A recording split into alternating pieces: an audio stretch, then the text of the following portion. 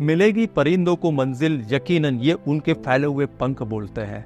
अक्सर वो लोग खामोश रहते हैं जमाने में जिनके हुनर बोलते हैं। हेलो दोस्तों, पिछले एपिसोड में हमने जाना पब्लिक स्पीकिंग के फायदों के बारे में। इस एपिसोड में बात करते हैं प्रेजेंटेशन स्किल के फर्स्ट स्टेप की, और वो है पर्पस सेटिंग। इस टेक्निक का यूज करके आप अपनी स्पीच को एकदम आसान, दमदार और शानदार बना सकते हैं। मैं महर्षि हूँ, एक पब्लिक स्पीकर और लाइफ कोच हूँ। मैंने देखा है कि ज्यादातर लोग जब स्पीच की प्रिपरेशन करते हैं तो सबसे पहले फोकस करते हैं कि मेरी ओपनिंग लाइन क्या होगी, मैं अपनी प्रेजेंटेशन को कैसे शुरू करूं, अपनी स्पीच को कैसे लिखूं या किस लाइन से बोलना शुरू करूं। बहुत सारी दिक्कतें उनको झेलनी पड़ती है और हड़बड़ाहट में भी रहते हैं, है ना। लेकिन आज मैं आपको एक ऐसी ट्रिक बताने जा रहा हूं जिससे आपकी स्पीच की तैयारी एकदम आसान हो जाए और कुछ ही मिनटों में आपकी स्पीच बन जाए। तो आपको कैसा लगेगा? मजा आएगा ना। तो चलिए शुरुआत करते हैं पहले सीक्रेट से। देखिए, जब आप स्पीच की तैयारी करते हैं तो आपका पहला स्टेप ओपनिंग लाइन की तैयारी में नहीं बल्कि पर्पस ऑफ द स्पीच होना चाहिए। आप स्पीच क्यों दे रहे हैं, कौन से टॉपिक पर दे रहे हैं और इससे आप क्या चाहते हैं, ये आपको पता होना चाहिए। मैं एक्सप्लेन करता हूं कैसे। जब आपको कहीं ट्रैवल के लिए निकलना होता है तो आप डेस्टिनेशन के लिए मैप देखते हैं, टाइम देखते हैं, क्योंकि आपको पता होता है कि आपकी जर्नी कहां से कहां के लिए है। तो फिर आपकी मंजिल प्लान होती है, प्रॉपर होती है, परफेक्ट होती है। ठीक वैसे ही हमें अपनी स्पीच की मंजिल को समझना होगा, स्पीच की जर्नी को समझना होगा, और उसी को हम कहते हैं पर्पस ऑफ द स्पीच। आपको सुनने के बाद आपकी ऑडियंस का क्या रिएक्शन आएगा, और वही होगा आपका पर्पस, वही होगा आपका डेस्टिनेशन का कंप्लीट रोड मैप।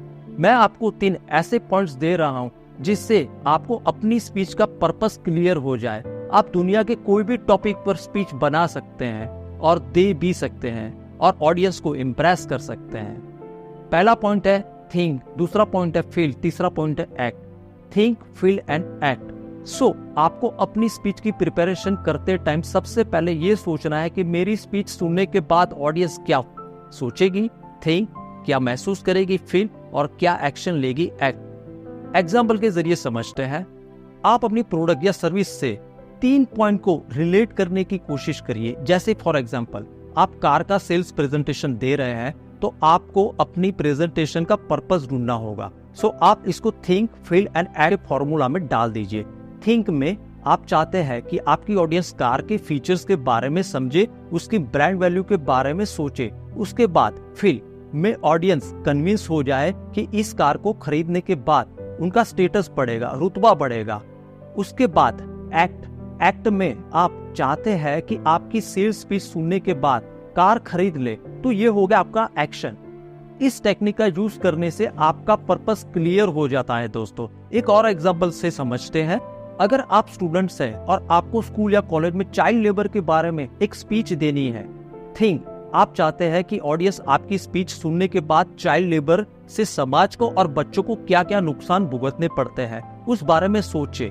फील में ऑडियंस इमोशनली ये महसूस कर पाए वो बच्चों का दर्द।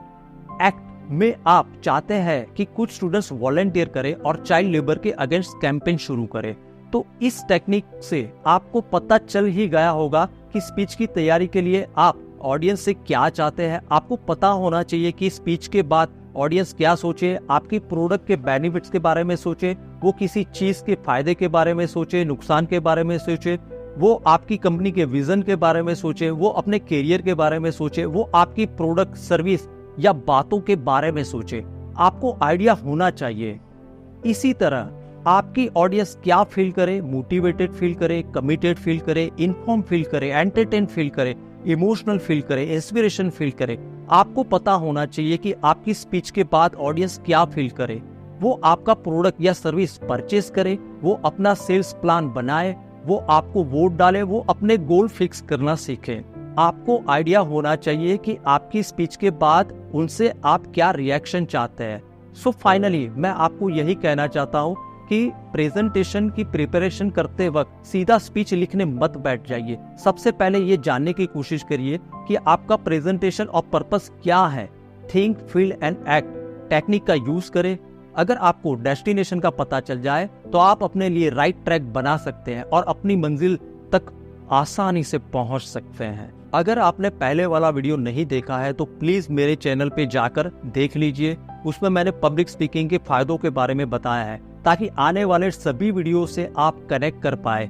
उस लिंक को मैंने डिस्क्रिप्शन बॉक्स में दिया हुआ है। तो दोस्तों, ये था first step of public speaking. सभी एपिसोड के साथ कनेक्ट रहने के लिए आप मेरे यूट्यूब चैनल को सब्सक्राइब कर सकते हैं सो दैट सारे अपडेट्स आपको मिलते रहेंगे। आप मुझे इंस्टाग्राम और फेसबुक पे भी कनेक्ट कर सकते हैं।